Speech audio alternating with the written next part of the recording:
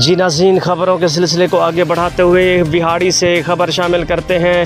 انسداد منشیات کے عالمی دن کے موقع پر civil society, social welfare and community development society, college کے طلباء، محکمہ ایکسائز، تعلیم اور صحت کی مشترکہ آگاہی باغ منشیات کی لعنت سے چھٹکارا حاصل کرنے کو وقت کی اہم ضرورت قرار دے دیا گیا۔